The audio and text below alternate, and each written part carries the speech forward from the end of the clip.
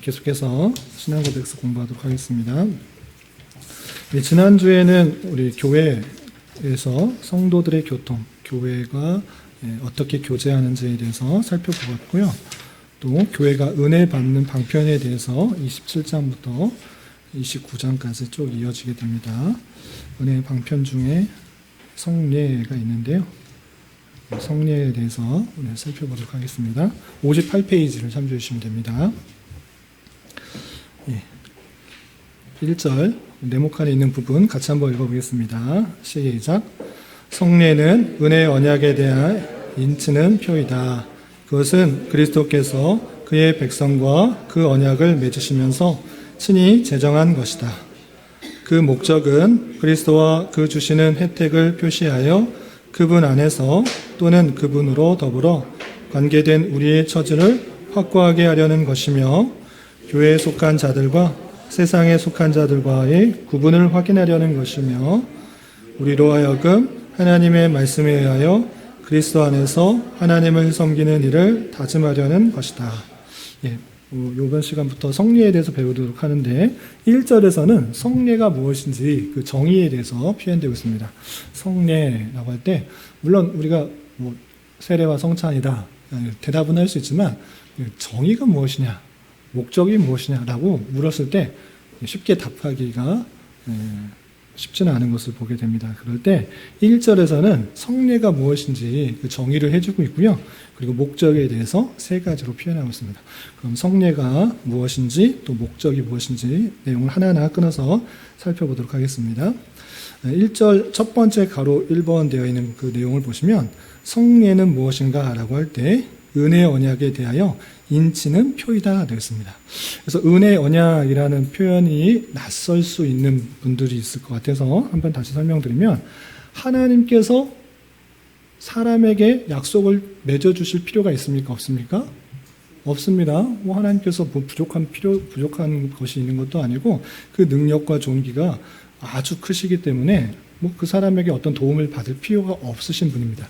그럼에도 불구하고 하나님의 선하신 뜻 가운데는 그 택하신 백성들을 구원하시기 위한 계획이 있으신 것입니다. 그래서 약속을 주시는데, 최초의 언약, 최초의 아담에게 주신 언약을, 물론 언약을 맺어주신 그 자체가 큰 은혜인데, 행위를 통해서 약속이 이어지도록 하기 때문에 행위 언약이다라고 신학자들이 그렇게 표현합니다.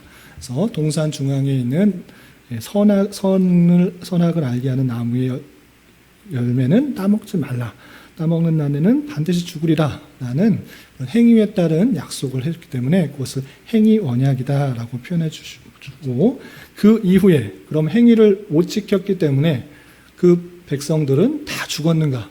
그렇지 않고 하나님께서 다시 한번 은혜로운 언약을 주신 것입니다. 그래서 그 뒤에 나오는 모든 언약은 은혜로운 언약, 은혜 언약이다라고 표현하는데, 그건 무엇이냐? 사람의 행위가 아니라 그리스도의 은혜로 구원받는 것을 보여주는 것입니다.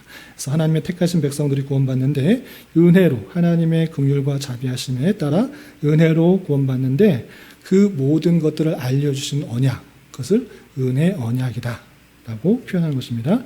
은혜 언약들을 해주셨는데 그냥 말로만 한 것이 아니라 확실히 알려주기 위해서 무엇을 찍는다? 도장. 도장을 찍듯이 딱 찍는 것이 성례다, 이렇게 표현하십니다. 그러니까 그 은혜 언약들을 확실히 하게 하고자 도장을 치는 듯이 확실해 준 것이 성례다, 이렇게 이해하시면 되겠습니다. 그리고 그것은, 성례는 그리스도께서 그의 백성과 그 언약을 맺으시면서 친히 제정하셨다. 하나님께서 그 언약들을 제정하신다. 사람이 만들어낸 것, 사람이 고하는 것 아니고 하나님께서 친히 제정하셨다라는 그런 의미가 있는 것입니다. 우선 첫 번째, 두 번째에 관련된 성경 구절 찾아보도록 하겠습니다. 창세기 17장 7절 첫 번째 구절인데요. 같이 한번 읽어보겠습니다. 시작. 내가 내 언약을 나와 너 및 내 대대 세워서 영원한 언약을 삼고 너와 내 후손의 하나님을 되리라. 이것은 언약인 것입니다. 하나님께서 아브라함을 불러셔서 그냥 택하여 주시고 약속을 해 주셨어요. 아브라함이 선했기 때문에, 착했기 때문에, 믿음이 좋았기 때문에, 의로웠기 때문에 그것이 아니고 하나님의 택하심이 있는 것입니다. 그리고 그 택한 것에다가 약속을 해주신 것입니다. 어떤 약속? 너와 너 대대우선 사이에 영원한 언약, 약속을 삼아주셨는데 그 약속의 내용이 무엇이냐? 너와 내 후손의 하나님이 될 것이다. 나는 너희 하나님이 되고 너희들은 내 백성이 될 것이다 라는 하나님의 주권적인 은혜로운 언약을 주신 것입니다. 그런데 말로만 하지 않으시고 그것을 더 확실히 하기 위해서 무엇을 하셨느냐? 10절 같이 한번 읽어보겠습니다. 창세기 17장 그 뒤에 나오는 10절 같이 한번 읽겠습니다. 시작. 너희 중 남자는 다 할례를 받으라. 이것이 나와 너희와 너희 후손 사이에 지킬 내 언약이니라. 그냥 언약을 삼아주는 것에 그치는 것이 아니라 할례를 받도록 한 것입니다. 할례를 받는 것을 통해 이것을 통해서 내가 하나님의 언약 백성이구나를 계속적으로 생각하실 수 있도록 그렇게 표를 주셨다라는 것입니다. 그리고 이것이 하나님께서 제정하셨다라는 것을 구약시대는 예수 그리스도께서 육신으로 부연하지 않기 때문에 하나님으로 생각하시면 되고요. 특별히 신약시대에서는 예수 그리스도께서 성육신 하셨기 때문에 보이는 모습으로 직접 정해 주신 것입니다. 어떤 것이 있는가? 우리 고린도전서 11장 23절 말씀 같이 한번 읽어보도록 하겠습니다. 시작. 내가 너에게 전한 것은 주께 받은 것이니 곧 주 예수께서 잡히시던 밤에 떡을 가지사. 예수님께서 떡을 가지고 최후의 만찬, 6월절 최후의 제자들과 만찬을 하시면서 성찬을 행하시면서 내가 다시 오늘날까지 계속해서 기념하도록 하신 것입니다. 그렇기 때문에 이 성찬의 예식들이 주님께서 정해진 것이다 라고 생각하시면 되고요. 이 성례에는 성찬만 있는 것이 아니라 또 세례가 있다라는 것을 알 수 있는데요. 마태복음 28장 19절 잘 아는 말씀인데요. 같이 한번 읽어보겠습니다. 시작. 그러므로 너희는 가서 모든 민족을 제자로 삼아 아버지와 아들과 성령의 이름으로 세례를 베풀고, 예수님께서 제자들에게 이렇게 분부하신 것입니다. 명령하신 건데 무엇을 명령하셨습니까? 아버지와 아들과 성령의 이름으로 세례를 베풀라. 이렇게 베풀도록 하신, 제정하신 그것이 있는 것입니다. 그래서 주님께서 제정하신 것은 뒤에 또 나오겠지만 성찬과 세례 두 가지만 됐고, 이것이 은혜의 언약에 대해서 인치는 표로서의 역할들을 한다는 것입니다. 그리고 그 목적에 대해서 세 가지로 신앙 고백서는 표현하고 있는데, 첫 번째 목적이 무엇인가? 첫 번째 보시면 그리스도와 그 주시는 혜택을 표시하여 그분 안에서 또는 그분으로 더불어 관계된 우리의 처지를 확고하게 하려는 것이며, 우리의 처지, 우리의 그 관계, 그것을 확고하게 하는 그런 목적이 있다 됐습니다. 고린도전서 10장 16절 같이 한번 읽어보겠습니다. 시작. 우리가 축복하는 바 축복의 잔은 그리스도 피에 참여함이 아니며 우리가 떼는 떡은 그리스도의 몸에 참여함이 아니냐. 성찬의 의미에 대해서 이렇게 쭉 설명하고 있는 것입니다. 이 축복의 잔, 이 잔에 참여한 것은 그리스도의 피에 참여한 것이다. 그 보혈의 은혜에 참여하게 되는 것이고, 그가 떼는 떡은 그리스도의 몸에 참여하게 돼서 그의 풍성한 은혜를 우리가 함께 누리고 또 교제하는 것이다 라고 표현해 주는 것입니다. 그것을 확고하게 해주는 것이고요. 그 밑에 고린도전서 11장 25절 26절도 성찬에 관한 부분이기 때문에 그 말씀을 통해서 그 주시는 혜택이 우리에게 잘 전해질 수 있도록 하고 있다는 것을 알 수 있습니다. 그리고 성례의 두 번째 목적 2번 보시면 교회에 속한 자들과 세상에 속한 자들과의 구분을 하는 것이다. 첫 번째는 우리의 처지를 확고하게 하는 것이고, 두 번째는 택함받지 않은 사람, 세상에 속한 자들과 택함받은 사람과 그 구분이 무엇을 통해 나타나는가? 성례를 받을 수 있는 것과 받지 못한 사람과 그것을 통해서 구분이 확실하게 된다는 것입니다. 여러 표현들이 있는데 우리 창세기 34장 14절 이런 정신이 드러난 부분인데요. 같이 한번 읽어보겠습니다. 시작. 야곱의 아들들이 그들에게 말하되 우리는 그러하지 못하겠노라. 할례 받지 아니한 사람에게 우리 누이를 줄 수 없노니 이는 우리의 수치가 됨이니. 예, 야곱의 아들들이 있어서 그 디나가 수치를 당하였을 때 그 세겜과 결혼하면 되지 않느냐라고 할 때 이 표현한 것입니다. 세겜 사람, 세겜 족속들은 이방인 아니냐, 할례받지 하지 않았냐, 우리는 그런 세상 사람과 구분된다, 어떻게 그런 사람과 결혼할 수 있느냐, 이렇게 표현하는 구절이 있습니다. 이것을 통해서 할례받은 사람과 그렇지 않은 사람의 확실한 구분이 드러난다, 이렇게 할 수 있는 것입니다. 예. 로마서 15장 8절 말씀도 비슷하니까 넘어가도록 하겠습니다. 세 번째 목적, 성례의 세 번째 목적 보시면, 우리로 하여금 하나님의 말씀에 의하여 그리스도 안에서 하나님을 섬기는 일을 다짐하려는 것이다. 예, 말씀을 통해서 하나님을 잘 섬길 수 있도록, 그리스도 안에서 하나님을 잘 섬길 수 있도록 다짐하게 하는 것이 성례다. 예, 확고하게 하고 구분되게 하고 다짐하는 것이다 라고 되어 있는데, 고린도전서 10장 16절 성찬 제전의 말씀에 아까 읽었다시피 우리가 그리스도의 몸에 참여한다라는 것들을 기억하고 또 다짐할 수 있도록 하는 것이 있고요. 로마서 6장 3절 말씀 같이 한번 읽어보겠습니다. 시작. 무릇 그리스도 예수와 합하여 세례를 받은 우리는 그의 죽으심과 합하여 세례를 받은 줄을 알지 못하느냐. 로마서 6장에 세례와 그 부활, 그 모든 것들을 연합의 관계에서 설명하고 있는데, 그 관계에 있어서 세례받은 것이 무엇인가 라고 할 때, 설명할 때 우리 그의 죽으심과 합하여 세례를 받았기 때문에 우리가 다시 거듭난 삶을 살아야 된다는 것들을 강조하고 있다는 것을 볼 수 있습니다. 그래서 이 성례의 목적은 첫 번째, 하나님과의 관계를 확고하게 하고 세상과의 속한 자들과 구분하게 하며 하나님을 섬기는 것들을 더욱더 다짐할 수 있도록 하는 것이 성례다, 이렇게 생각하시면 되겠습니다.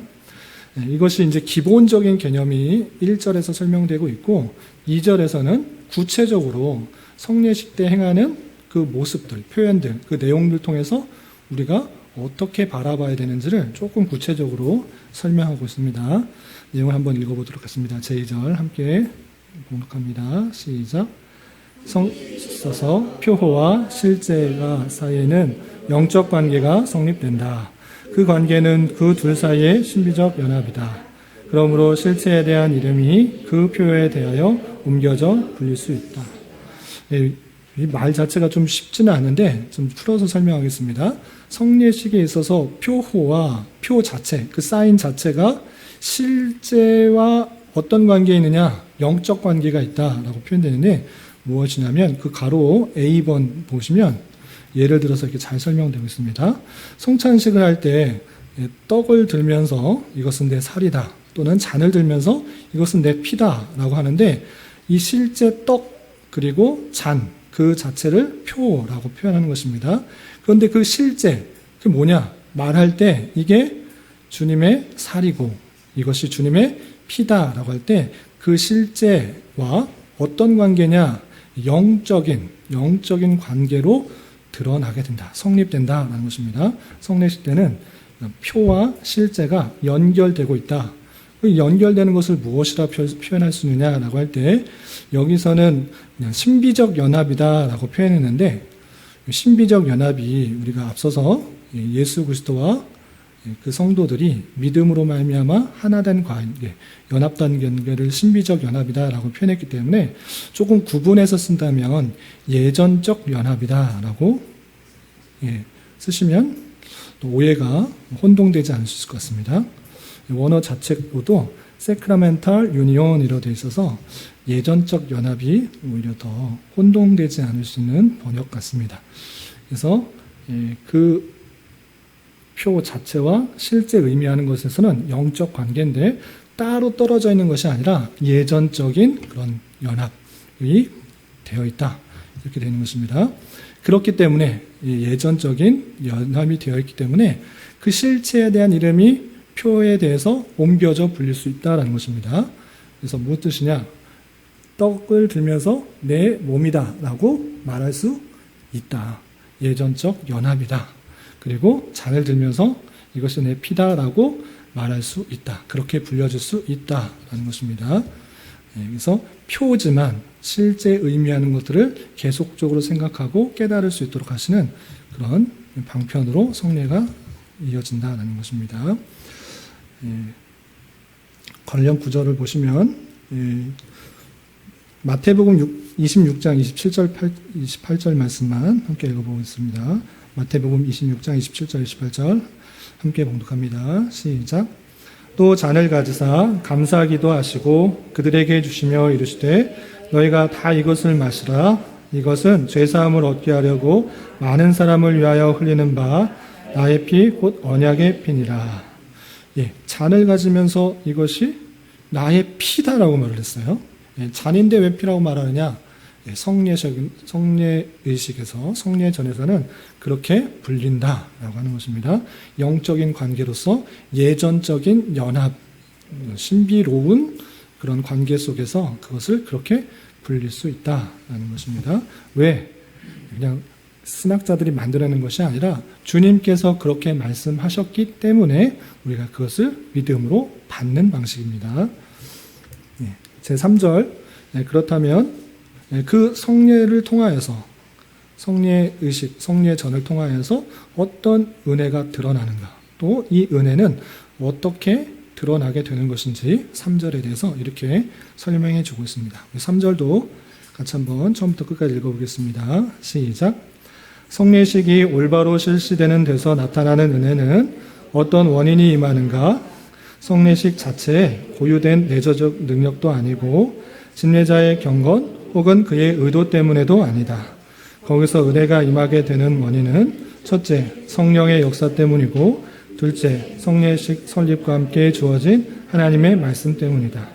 즉 성례를 행하라는 주님의 명령과 성령을 합당하게 받는 자들에게 은혜가 임한다는 주님의 약속 때문이다.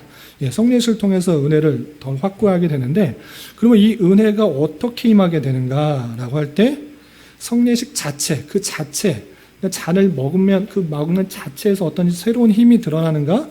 그런 것도 아니고, 또 집례하는 그 집례자의 경건과 열심과 위대성에 대해서 드러나는가? 그런 것도 아니다. 그런 두 개가 아니고, 자체에 있는 것도 아니고, 집행하는, 집례를 하는 사람에게도 있는 것이 아니라, 첫 번째는 성령께서 그 성례식에, 성례전에 역사하시기 때문에 은혜가 드러나는 것이고, 둘째는 성례식에 함께 주어진 하나님 말씀, 성례전 제정할 때 이렇게 하면 은혜를 주시겠다라고 하신 말씀이 있기 때문에 은혜가 드러나는 것이다.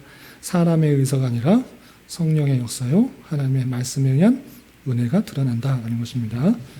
어떤 구절 때문에 그렇게 표현할 수 있는가라고 할 때 베드로전서 3장 21절 같이 한번 읽어보겠습니다. 시작. 물은 예수 그리스도께서 부활하심으로 말미암아 이제 너희는 구원을 편하니 곧 세례라. 이는 육체의 더러운 것을 제하여 버림이 아니요 하나님을 향한 선한 양심의 간구니라. 이 물에 대해서 표현하고 있는데, 이 앞서서 말하면 그 노아의 방주 그리고 대홍수로 말미암아 하나님께서 깨끗하게 하신 그것을 세례로 표현하고 있는 것을 볼 수 있습니다. 그런데 중요한 것은 그 물 자체가 깨끗하게 하는 놀던 능력들이 있는가? 그것이 아니고 상징적이라는 것이죠. 그 물은 육체의 더러운 것을 실제로 제거하여 버림이 아니라 하나님을 향한 선한 양심의 간구, 그리고 그 세례의 그 표징을 통하여서 깨끗하게 된다. 그래서 첫 번째로 물 자체가, 또는 포도주 자체가, 또는 성찬의 그 떡 자체가 어떤 효력이, 누가 기도할 때 효력이 그 완전히 발생하는 그런 모습들이 일어나는 거 아니다라는 것이죠. 그 자체에 고유된 내재적 능력이 아니다라는 그런 표현이고요. 또 로마서 2장 28절과 29절에는 이런 표현도 있습니다. 밑에 거 같이 한번 읽어보겠습니다. 시작. 무릇 표면적 유대인이 아니요 표면적 육신의 할례가 아니니라. 오직 이면적 유대인이며 할례는 마음에 할지니 영에 있고 율법 조문에 있지 아니한 것이라. 그 칭찬이 사람에게서가 아니요 다만 하나님에게서니라. 이 표현에서 중요한 게 뭡니까? 육신의 할례가 아니라 이렇게 표현하고 있습니다. 아니, 할례 받으라면, 하나님의 백성이라면 그 할례를 받아서 하나님의 백성인 것을 인치라며 그런데 그것은 그 할례를 받았기 때문에 효력이 있는 것이 아닌 것을 우리는 잘 표현하고 있는 것입니다. 이런 얘기가 왜 계속적으로 나오냐면 특별히 중세시대 카톨릭에서는 성례전 7가지나 만들어놔서 성례를 행하는 것을 통해서 구원의 효력들이 드러난다.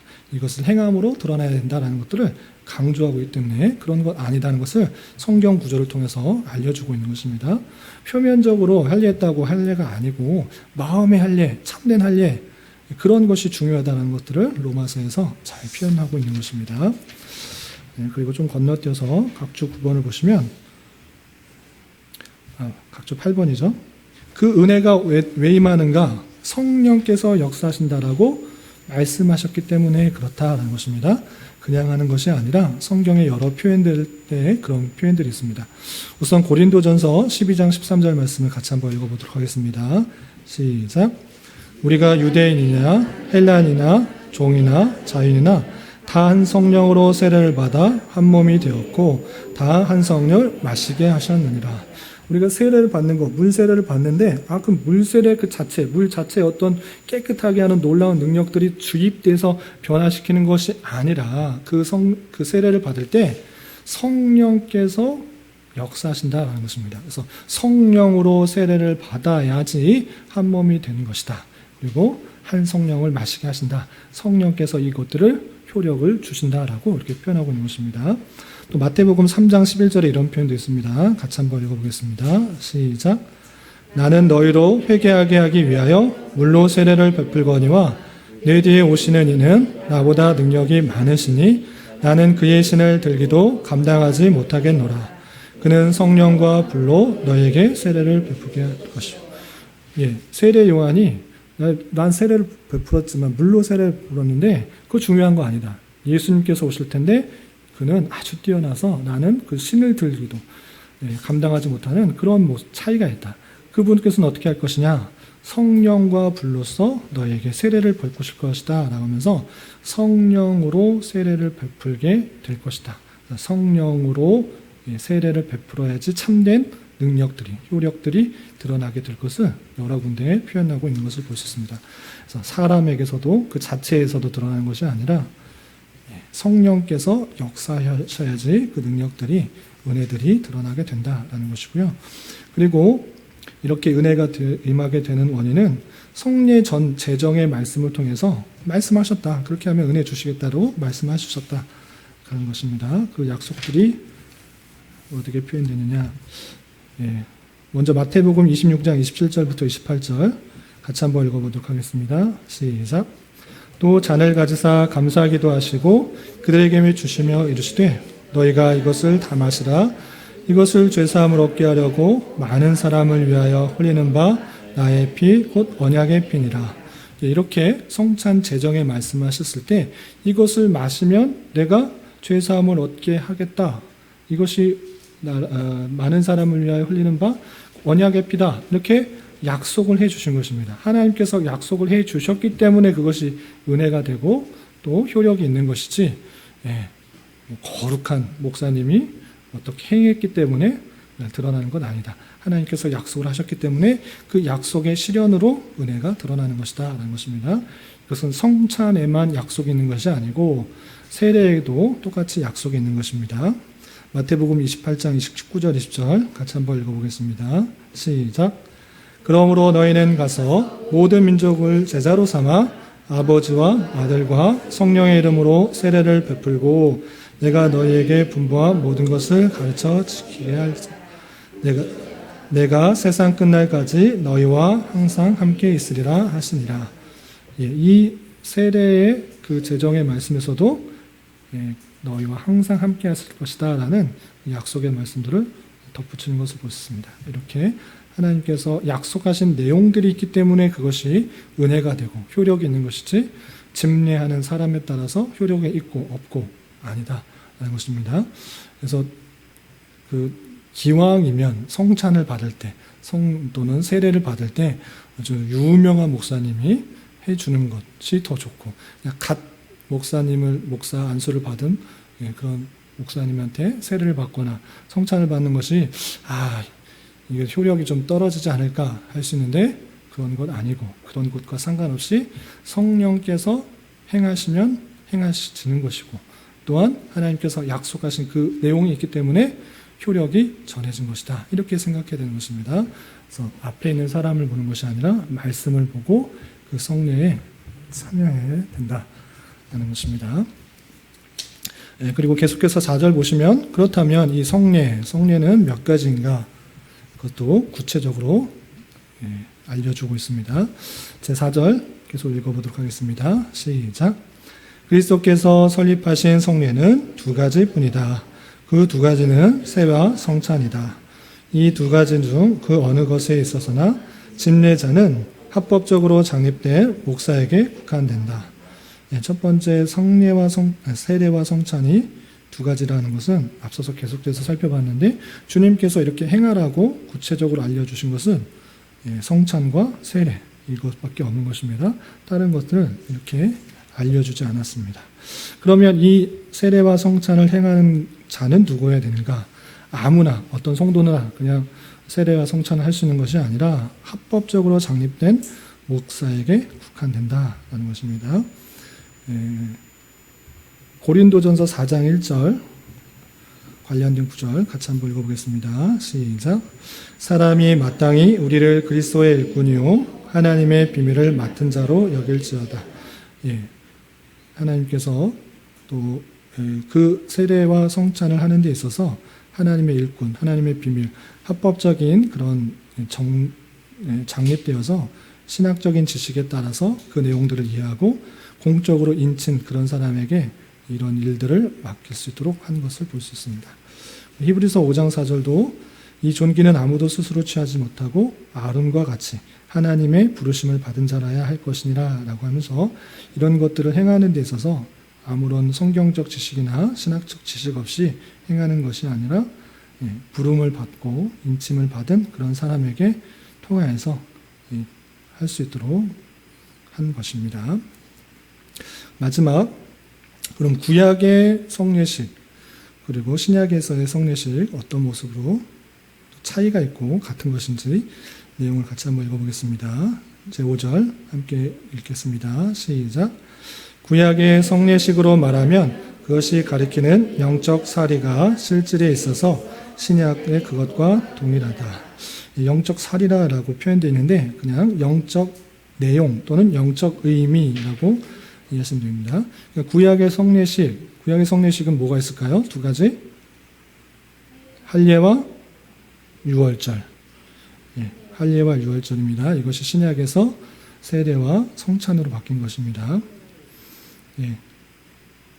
구약의 할례, 언약 백성에게 있어서 그 하나님의 백성이라는 것을 알기 위해서 난지 8일 만에 그 믿음을 보고 할례를 한 것이 아니라 그냥 그 부모가 언약 백성인 것이면 그 자녀도 난지 8일 만에 할례를 행하도록 한 것입니다. 네. 안 해도 되는 거죠. 육체적 할례가 의미 있는 것이 아니라 그 할례가 세례로 바뀐 것입니다. 세례를 예수님께서 세례를 하라고 그랬잖아요. 할례를 행하라고 한 표현이 없습니다. 그리고 많은 성경에 있어서 혈육적 유대인의 할례가 아니라 마음에 하는 할례가 할례다라는 것을 알려주었고, 그렇죠. 할례가 세례로 바뀐 것이고 유월절이 성찬으로 바뀐 것입니다. 네? 네, 권사님 뭐 말씀하세요.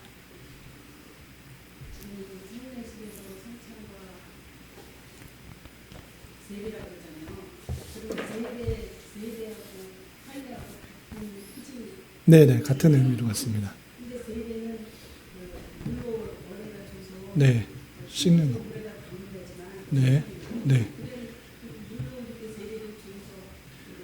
죄, 네, 네, 네, 네, 네, 네, 네. 죄의 의식을, 죄를 없애는 것입니다. 그러니까 침례는 죽었다 살아났다는 것의 의미를 더 크게 하고, 물론 물에 담그기 때문에 씻김도 있지만 완전히 잠긴 것에서 죽었다 살았다는 것에 더 강조점을 두고요. 세례는 씻김에 더 강조했습니다. 물로 인해서 머리에다가 뭐 붓는 경우도 있고 뿌리는 경우도 있고 대는 경우도 있는데 그 물 자체가 더러운 것을 씻을 때 쓰잖아요. 죄의 씻음, 죄사함의 의미를 갖고 있습니다. 그래서 꼭 죽었다 살아나는 것이 아니라 죄사함도 함께 내포되어 있기 때문에 장로교에서는 일반적으로 세례를 하지만 침례를 했다고 해서 정죄하고 그렇게는 않습니다. 대부분이 그냥 세례를 하는 것이고, 침례교에서는 항상 침례를 하는 것이고, 그리고 할례도 그 피를 흘렸다라는 것보다는 죄 씻음, 그것에 대해서 강조점이 있습니다. 예, 그래서 하나님의 택하신 백성을이라는 것들을 보여주기 위한 하나의 표로서 성기의 끝부분을, 남자의 성기의 끝부분을 잘라내므로써 표시를 하는 것이죠. 다른 것들은 다 변할 수 있는데 변하지 않는 것을 표시함으로써 자기의 언약 백성이라는 것들을 생각할 수 있도록 한 것이죠. 예, 그 의미가 있어서 육체적으로 행했기 때문에 어떤 것이 되는 것이 아니라 진짜 중요한 것은 마음의 할례고, 행했기 때문에 구원받는 것이고, 행했기 때문에 언약 백성이 되는 것이 아니라 하나의 효력을 강하게 하는 것, 다른 사람과 구별되게 하는 것, 하나님을 더 잘 섬길 수 있도록 하는 것이라는 것입니다. 그래서 카톨릭에 있어서는 좀 이따 나오겠지만 그것을 꼭 행해야 되는 것으로 말해요. 7가지 성례를 꼭 행해야지만 구원을 받는다. 빠지면 안 된다. 라고 말을 하기 때문에 그것을 행해 때문에 구원을 가능하시고, 은혜를 더욱더 받기 위한 하나의 방편이지 그 자체가 효력이 있는 것이 아니다. 그러니까 세례를 받아야지만 구원받는다 이렇게 표현하지 않고, 하나님의 백성이라는 것들을 더 신앙을 곤고히 하고 은혜의 백성이라는 것들을 확실히 하고 세상 사람들과 구별되게 하며 하나님을 더 잘 섬기게 하기 위한 방편으로 세례를 주는 것이고 성찬을 행하는 것이죠. 예.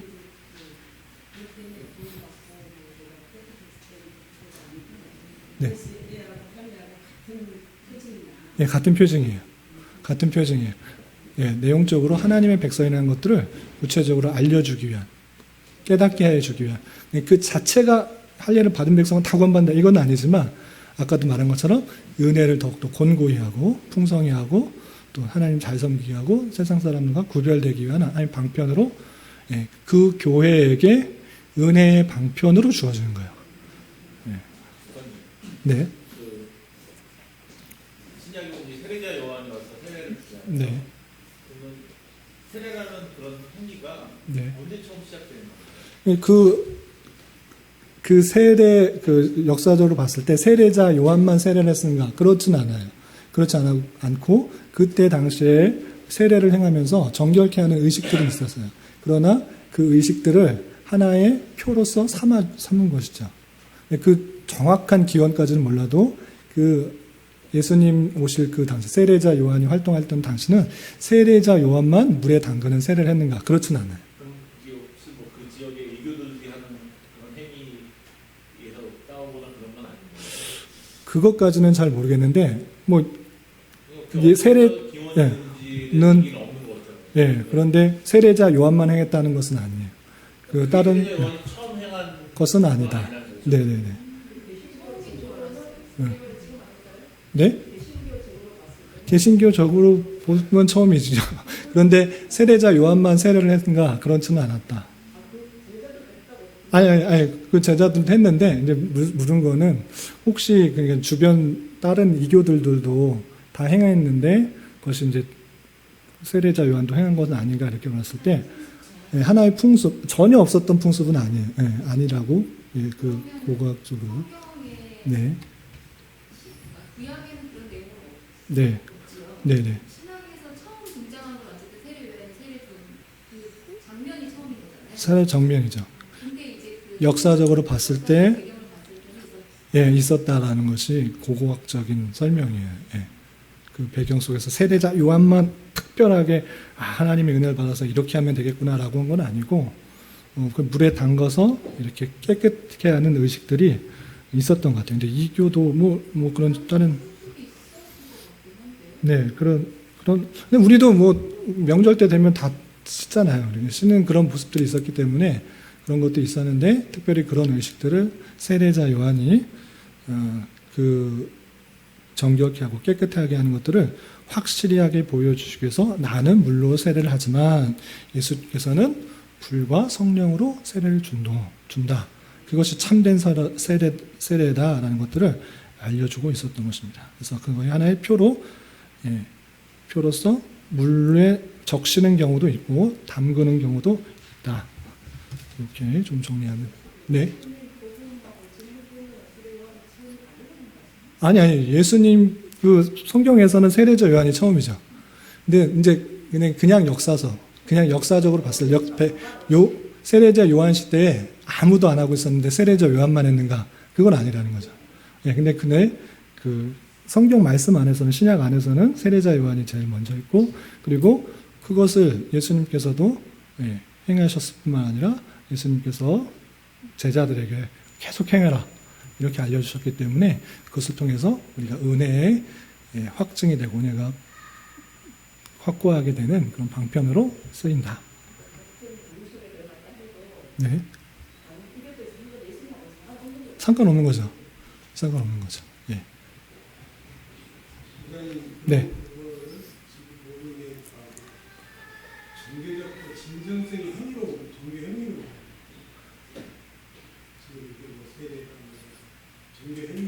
종교적 행위죠. 예수님께서 제정하셔서 행하라고 했기 때문에 우리는 행해야 되죠. 네. 계속 행위로 보는 거니까 그거 갖다가 예수님에 대한 그 사역의 표징으로 예수님 사역의 표준? 아니 우리 종교 행위의 진정한 장교의 행위로 보는 거예요. 행위로. 종교의 행위죠. 행위로 보는 종교적 행위고 주님께서 하라고 하신 종교적 행위죠. 네, 그러니까 그럼 하도록 하는 그 것이. 종교 행위를 그렇게 지금 있는 세례나 이런 거 똑같이 동일하게 보는 아니, 그것은 일반적 종교적 행위와 다릅니다. 은혜의 방편으로 써 있는 종교적 행위죠. 주님께서 분명히 행하라고 했고 그것을 효력을 주겠다라고 분명히 말씀하신 거죠. 성령께서 함께하여 주시고 효력을 주실 것이고 또 성찬을 함으로써 하나님께서 주시겠다는 약속들을 풍성하게 말씀하셨기 때문에 이것은 교회가 반드시 행함으로 은혜를 받는 수단으로 잡는 거예요. 나머지 다른 종교적 행위, 봉사를 하거나 어떤 것을 하거나 이런 것은 종교적인 행위일 수 있으나 주님께서 이렇게 제정하신 그런 특별한 은혜의 수단으로서 주지는 않은 거예요. 지금 말씀하고 있는 것은 성도들, 하나님께서 택하신 백성들을 부르시고 교제케 하셨는데 그 교제케 하신 것에 하나님께서 은혜를 어떻게 더하시는가를 설명하는 부분 가운데 있는 거예요. 어떤 종교적인 열심히, 전도를 열심히 하거나 봉사를 열심히 하거나 교사를 열심히 하거나 직분을 열심히 감당하면 하나님께서 무엇을 더해 주시겠다라고 주님께서 말씀하시는 것은 없지만 그럼에도 불구하고 특별한 의식은 반드시 행하도록 했어요. 왜? 목적을 아까 3개 말한 것처럼 우리의 신앙을 더욱더 곤고히 하고 세상 사람들과 구분되게 하며 확고히 붙들 수 있도록 그렇게 하나님께서 제정하신 거예요. 예수님께서 제정하신 거예요. 네? 그렇죠. 은혜를 주게 한 방편이에요. 보이는 말씀으로써 성찬이 있는 것이고 세례는 하나님의 그 백성으로서 온전히 인치도록 하는 놀라운 은혜가 있는 것입니다. 그러니까 여기서 말하는 거예요. 이것은 4절에 말하는 것이 이겁니다. 주님께서 설립하신 성례가 아까 의미가 무엇인지 목적이 무엇인지 했는데 그렇게 주식으로 그렇게 딱 정해준 게 뭐냐? 2가지밖에 없다. 다른 것 말하지 말라. 다른 것 말하는 가톨릭이 있기 때문에 그렇게 행하지 말도록 하는 것입니다. 좀 정리가 되셨나요? 궁금한 거 있으시면 또? 네. 네. 네. 네.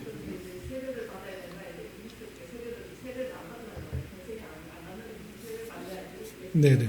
네.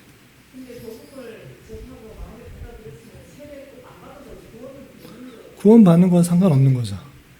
그런데 세례의 효력이나 하나님께서 말씀하신 이유에 대해서 잘 설명해 주시고 그것이 자기가 예수 그리스도를 믿는다는 공적인 표이기 때문에 세례를 받는 것이고 그런 사람에게 은혜를 더 확고히 하게 하기 위해서 성찬을 받는 것이다. 주님과 영적인 교제와 나눔들을 하는 것이다. 라는 것들을 충분히 설명해 주면 그걸 거부하는 것은 이제 잘 설명과 교육들이 잘 안 된 것 같습니다. 그것을 통해서 우리가 풍성한 은혜를 누릴 수 있다는 것들을 알려주면, 교육하고 설명해 주면 그런 세례를 받을 수가 있고 성찬에 참여할 수 있을 것 같습니다. 그런데 꼭 받아야 된다. 이제 막 돌아가시는 분 이제 영접 기도하고 세례를 받도록 이렇게 하는 건 그것은 아니어도 상관없다. 세례는 특별히 공적으로 하도록 되어 있습니다. 그래서 그 일원으로 참여한 것에 있어서의 표인 것이지 구원을 받기 위한 조건이 아니기 때문에 막 죽어가는 사람들 막 억지로 세례 받게 하는 것은 사적인 세례는 금하고 있다는 사실을 좀 참고해 주시면 좋을 것 같습니다. 역으로 세례를 받았는데 네. 진정한 믿음이 고백 없이 받은 세례에 있어서는 구원의 의식이 될 수도 있는 그럴 수도 있죠. 세례를 받았기 때문에 구원받는 건 아니기 때문에. 군대에서 막 몇백 명 할 때 사람마다 기대하는 걸 교회 한 번도 안 나가고 죽는 사람이 있잖아요. 그런 사람도 있긴 하죠. 그 간식에 의해서 이쪽도 갔다 이쪽도 갔다 이쪽도 갔다가 세 개 다 받고 계시는 분도 있고 그런데 하나님께서 알아서 그 중에서 또 믿음을 또 허락하시는 분도 있긴 하죠. 그 진중 세례의 목적도 어떻게든 한번 세례 줘 보고 믿음으로 교회로 나오게 하기 위한 수단인데 그렇게 장려할 만한 것은 아니고 좀 생각해 볼 문제라고 생각합니다.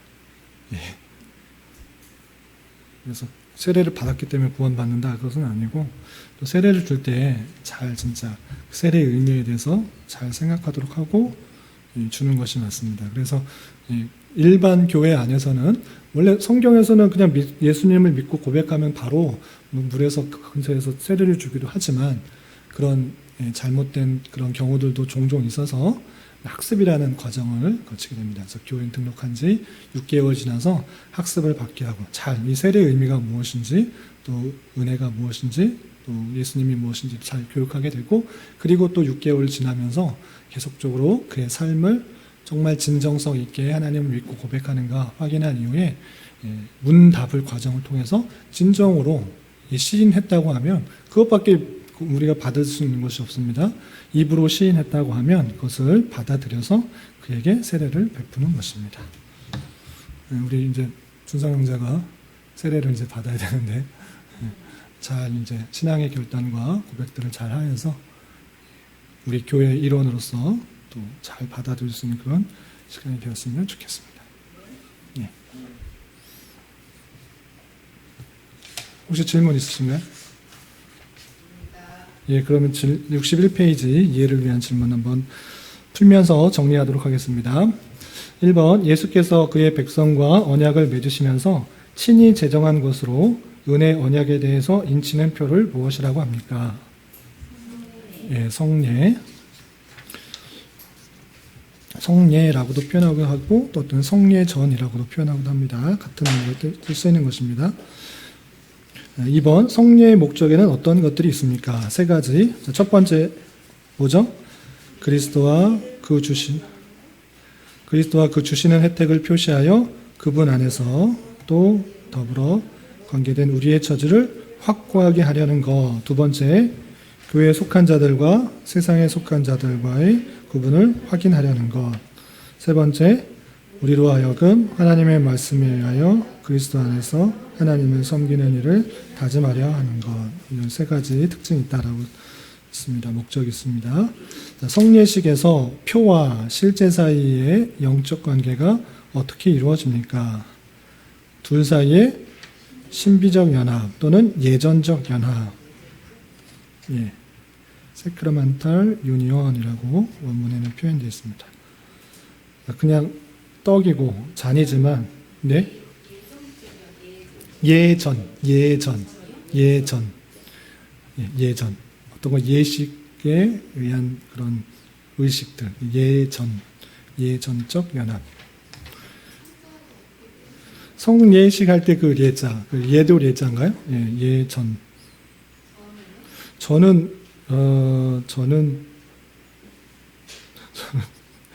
무슨 저자죠? 혹시 그냥 검색하시면 될 거예요. 예전에서 검색하시면 나올 겁니다. 제가 한자에 약해서.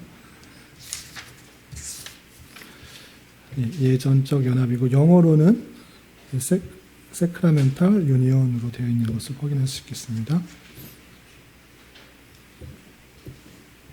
사모님 혹시 차 잘 대놓으셨나요? 뭐 자꾸 전화가 와가지고 한번 확인해 주실래요? 예.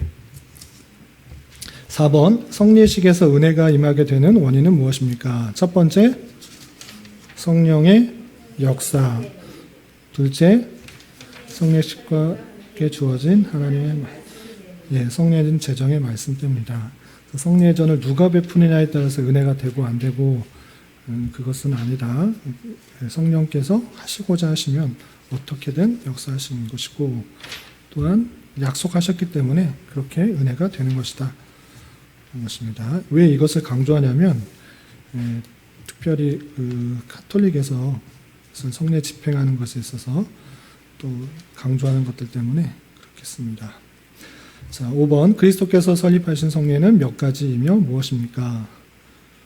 성례는 2가지고 세례와 성찬 2가지만 확실히 말씀하셨다는 것이고요. 그리고 6번 구약의 성례식과 신약의 성례식은 어떠한 차이가 있습니까?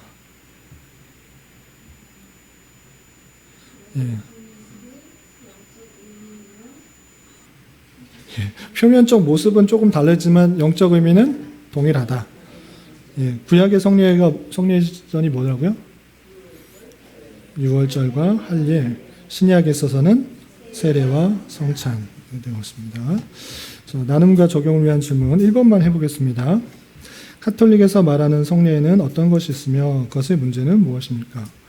혹시 어떤 성례가 있는지 아세요? 7가지 성례를 말하고 있는데 결혼 성사가 있고요. 장례, 종류 성사가 있고요. 그다음에 어떤 직분을 맡길 때 신품 성사가 있습니다. 그리고 세례를 받은 것에 대해서 더 확고히 하기 위한 견진 성사가 있고요. 그리고 우리와 똑같이 영세가 있고 성체 성사가 있는데 영세는 똑같이 세례고 성체 성사는 똑같이 성찬인데 의미는 완전히 다릅니다. 영세에 있어서 우리는 아까 집례자와 상관없이 하나님께서 주시는 그 은혜와 성령과 그 말씀에 근거해서 했다라고 표현하고 있는데 영세에 있어서는 이 사제를 통해서 베풀어진 세례, 영세만 인정합니다. 그래서 타교단, 특별히 기독교에서 세례를 받은 것을 인정하지 않고 성찬에 참여하지 못하도록 합니다. 그리고 성체 성사, 이 성찬을 성체 성사라고 표현하는데 이 성사라는 의미가 그것을 꼭 해야지만 그 구원의 효력이 나에게 주입돼서 구원의 조건이 됩니다. 그래서 반드시 죽을 때나 결혼할 때나 어떤 직분을 받을 때나 반드시 해야 되는 것을 하고 아까 또 한 가지 빠진 것은 고해성사 있는데 고해성사 다 들어보셨죠? 고해성사가 뭡니까? 신부에게 자기의 죄를 말하고 그것을 죄 용서함을 받을 수 있는 방편을 듣는 겁니다. 이렇게 하시면 죄가 용서됩니다. 죄의 용서를 누가 하는 것입니까? 예수님의 보혈로 하나님께서 해주시는 것인데 신부가 하도록 되어 있어요. 뭔가 좀 잘못되어 있는 거죠. 그리고 영세도 사제를 통해서만 세례받은 것만 인정하고 다른 것을 인정하지 않고 또 특별히 성찬에 있어서 사제를 통해서 기도를 했을 때 이 떡과 잔이 실제로 예수님의 몸과 피로 변한다. 화체가 된다고 말해요. 그럼 말하는 게 뭐가 잘못이냐? 영적으로 임재한 것과 다르지 않지 않느냐라고 할 때 그렇게 되면 뭐가 문제냐면 제사, 제단이라고 부르는 거예요. 미사는 제사입니다. 주님께서 영단번에 이루신 십자가의 사건을 부정하고 성찬을 통해서 다시 한번 희생 제사가 이루어지는 거예요. 그러니까 예수님이 계속적으로 성찬을 할 때마다 제사를 지내는 거예요. 그래서 이건 제단이라고 표현합니다. 그래서 제단이라고 하고 제사의 다른 이름으로 미사라고 표현하는 것을 볼 수 있습니다. 이것도 성경적이지 않다. 분명히 성경에 십자가에 달려 돌아가셔서 영단번에 그 모든 사건을 이루셨기 때문에 다시 그렇게 오셔서 제사를 드릴 필요가 없음에도 불구하고 계속적으로 성찬을 통해서 피와 또 살이 되어서 주님께서 변하셔서 이곳에서 찢기시고 흘리시고 돌아가셔서 제사를 드리는 것을 통해 우리의 효력이 전해진다. 이렇게 표현하는 것입니다. 그렇기 때문에 우리와 내용이 다른 것입니다. 그래서 카톨릭에서 말하는 7가지 성례 다시 한번 말씀드리면 영세, 그다음에 성체성사, 이게 성찬시고요. 견진성사, 세례를 재확인을 하는 의식. 세례 받은 거 다시 한번 확인해야 된다. 계속적으로 생각해야 된다라고 표현하고 있고요. 또 고해성사가 있고요. 결혼성사가 있고요. 신품성사, 어떤 직분을 맡길 때 꼭 의식을 행해야 된다. 좋은 것 같은데 그것이 성사, 성례라고 하기 때문에 안 되는 것입니다. 마지막에 돌아가실 때 임종시에 성사를 받도록 하는데 그것도 종유성사라고 표현합니다. 이렇게 7가지를 행해야지 구원을 받는 조건이 된다 라고 표현을 해요.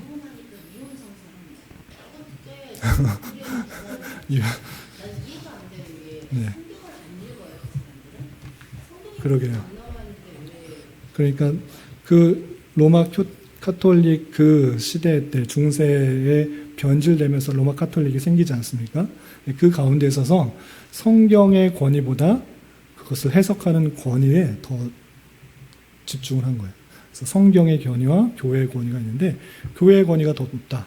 그러면서 조금씩 성경을 읽지 않도록 하고 성경에 이해되는 거 잘 모르는 거 많으니 내가 해석해 주는 거, 교황이 해석해 주는 대로 결정하는 대로 따라라.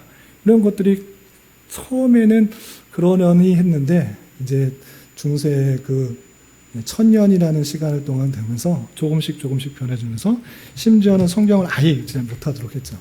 라틴어로 되는 의식을 참여하는 것을 통해서 미사를 참여하는 것을 통해서 사제가 시키는 그 행위를 통해서 면죄부를 사는 행위를 통해서 성지를 순례하는 행위를 통해서 구원을 받도록 한 거죠. 지금은 성경 공부도 한다고 그래요. 그런데 이제 그 성경 공부의 해석의 교리의 내용이 이제 로마 전통과 또 교황이 정해준 그 내용에서 벗어날 수가 없죠. 네. 그런데 이렇게 역사적으로 그렇게 네. 교리 공부는 되게 잘 배운 것 같더라고요. 오히려 네. 기독교보다 네. 개신교보다 오히려 네. 교리 해주신 직분이 있는데 네. 우리 선생님이 있더라고요. 그렇게 교리는 되게 체계적으로 잘하는데 네. 성경을 읽거나 자기를 읽거나 그런 게 부족한 것 같아요. 우리 지난번 그 종교개혁 기념 강좌 때 그 이종전 교수님이 성경보다 그 기도문을 쫙 갖고 오고 그 기도문을 읽는 것을 통해서 기도문 읽고 뭐 이렇게 하는 게 많다고 이렇게 했는데 그래서 그 하나님의 말씀을 제대로 읽지 않으면 얼마나 부패하고 타락하고 심지어 다른 종교라고 말할 수 있을 정도로 부패할 수 있는지를 보여주는 예이고 그것까지 논할 필요 없이 기독교 안에서도 우리 안에서도 얼마나 하나님의 말씀을 읽고 그 말씀대로 살아가려고 하고 있는가 제대로 살펴보지 않으면 내가 원하는 성경 구절만 따서 내가 원하는 하나님을 만들어 놓고 섬기기가 쉬운 것이 그냥 기독교 안에 있어서 충분히 드러나는 것이죠. 주님께서 원하시는 삶보다는 내가 원하는 그 구절만 따서 이해하고 적용하고 나를 위한, 나를 만족한, 나를 기쁘기 위한 신앙생활을 사는 삶이 많이 있는 것이죠. 그래서 부지런히 하나님의 말씀을 잘 살피고 하나하나 잘 찾아보지 않으면 그냥 내가 만든 종교에 기독교 무늬를 입힌 그런 신앙생활을 하기가 쉽다. 이 세상에 예수님 불러가며 하나님 이름 불러가며 부르짖어가며 내 만족과 유익과 기쁨만을 찾는 그런 신앙 얼마든지 우리 주변에 많이 있다. 정말 하나님께서 이 땅에서 우리를 부욕해 하고 다 잘되고 다 형통하게 하고 그렇게 하기 위한 책이 성경인가? 그렇지 않고 우리 부패하고 타락하여서 원망불평하는 그런 삶 속에서도 하나님께서 친히 인도해 주시고 섭리해 주시고 구름기둥 불기둥으로 만나와 매출하기로 반석에 물도 나게 하셔서 때에 따라 공급해 주시는 하나님 줄 알아. 하나님께서 말씀하신 다양한 율법들, 그 정신들, 그 생각들을 잘 행해보면서 우리에게 주어진 삶을 살아가는 것이죠. 이 땅에서의 삶이 아니라 하나님을 잘 섬기는 삶이 이 땅에 우리가 요구되는 삶인 줄 알아서 무엇을 하든지 어떤 자리에 있든지 하나님께서 이 자리를 통해서 행하도록 하는 것이 무엇인지를 고민하지 않으면, 하나님께 묻고 그 말씀을 통해서 깨닫지 않으면 일반 사람들과 똑같다. 뭐 가톨릭을 비판하기보다 나도 똑같은 사람이구나, 나도 그냥 연약한 그런 사람이구나, 그런 사람 중에 한 명이구나, 그렇게 될 수 있겠구나를 생각해 보면 좋겠습니다. 특별히 성례, 다음 시간에는 성찬 또 세례와 성찬을 배울 텐데, 이것이 은혜의 수단인 줄 알아. 우리는 이 성례, 세례와 성찬을 자주 행해야 될 것이고, 또 그것을 통해서 하나님께서 주신 큰 기쁨과 은혜들을 풍성히 누리면 좋겠다 생각이 듭니다. 혹시 질문하십니다. 네. 네. 네.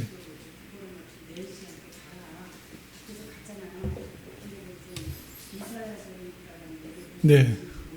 네. 네. 네. 세례를 줬죠. 세례를 줬죠. 네. 네. 네. 줄 수 있죠. 예. 예. 받을 수도 있는데 그 의미들을 특별하게 잘 깨닫고 교육하지 않으면 제대로 모르고, 이건 특별한 그때의 사건이잖아요. 그렇게 해서 하나님께서 성령을 주셔서 정말 믿음으로 고백할 수 있고 변화될 수 있습니다. 그러나 이제 오늘날 있어서 이렇게 예수님이 우리를 위해 십자가에 달려 돌아가셨습니다. 믿고 구원받을 수 있습니다. 라고 했고 믿는 자에게 세례를 베풀 수 있으나 그 의미를 충분히 설명하기 위한 과정들이 필요하다는 거죠.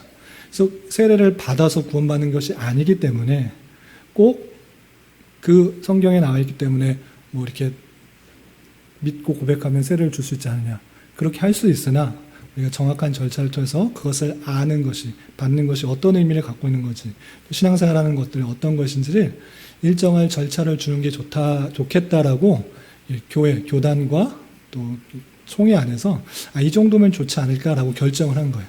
그런 결정을 우리가 따르는 것이 좋겠다라는 것이죠. 그런 바로 줬다고 해서 물론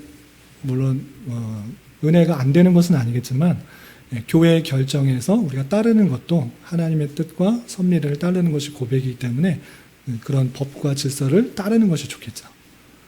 그냥 뭐 내가 주겠다 이렇게 하고 자기 마음대로 막 주고, 뭐 유아 세례 말고 그냥 학생 세례, 뭐 초등학생 세례 이런 거 막 주는 것에 있어서는 상당히 조심스럽고, 교단에서 정해진 대로 순종하고 따르는 것이 좋겠고, 그 교단에서 더 잘 결정하기 위해서는 또 회의가 있으니 이런 이유 때문에 1년 너무 길다, 뭐 6개월로 줄이자라는 것은 건전한 대화와 논의와 협의를 통해서 시대와 상황에 따라 변할 수 있으나, 지금은 그렇게 일정한 절차를 통해서 그 사람의 신앙을 좀 검증하고 확인하고, 또 신앙생활이 무엇인지를 잘 결단하는지 확인하고 점검하는 기간이 필요한 줄 알아.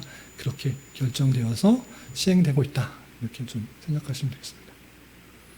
그것을 때에 따라서 지혜롭게 적용하는 방편이다, 그렇게 정도로 이해하시면 되겠습니다. 곧 이제 세례 교육과 유아 세례 교육이 일어나는데, 우리 교회 안에 큰 기쁨과 즐거움인 줄 알아 관심 갖고 또 이런 일들이 계속적으로 잘 이루어질 수 있도록 힘써 주시면 좋겠습니다. 또 다른 이야기 하실 거 있으신가요? 없으시면 기도하고 마치겠습니다. 하나님 아버지 감사합니다. 오늘 교리 교육을 통하여서 주님께서 우리에게 신앙을 견고케 하고 세상과 분리되며 하나님 앞에 온전히 나아갈 수 있도록 하신 성례 전에 대해서 살펴보았습니다. 이 예전을 잘 생각하게 하시고 의미들을 잘 적용하여서 우리 교회가 더욱더 잘 시행하여서 하나님의 은혜를 충분히 받고 또 경험할 수 있도록 인도하여 주시옵소서. 특별히 교회 안에 육체적인 질병과 어려움 가운데 있는 성도들이 있사오니 잘 치유되고 회복될 수 있도록 인도하여 주시고 이 기회를 통해 신앙을 더욱더 확고히 하고 견고히 하고 주님을 만날 수 있도록 인도하여 주시옵소서. 또한 세례를 받는 유아 세례와 세례를 받는 지체들이 있사오니 그것을 잘 준비하고 또 하나님 앞에서 신앙의 결단과 믿음의 생활을 잘 돋을 수 있도록 인도하여 주시고 주님께서 원하시는 모습으로 또 잘 세워나갈 수 있도록 인도하여 주옵시며 우리 교회 안에 또 새롭게 발걸음을 옮긴 여러 지체들 진리의 말씀으로 또 힘을 얻고 위로를 얻어 하나님께만 영광이 돌리게 될 수 있도록 인도하시고 또 굳건한 우리에게 주어진 삶을 힘있게 살아갈 수 있도록 인도하여 주시옵소서. 또 자녀의 임신과 또 신앙을 위해서 또 가정적인 여러 가지 문제를 위해서 기도하는 손길들 주님 함께하여 주시고 또 가장 선한 것들로 응답하여 주시옵소서. 돌아가는 발걸음도 안전하게 지켜주시 믿으며 이 모든 말씀 예수님의 이름으로 감사히 기도드리옵나이다. 아멘.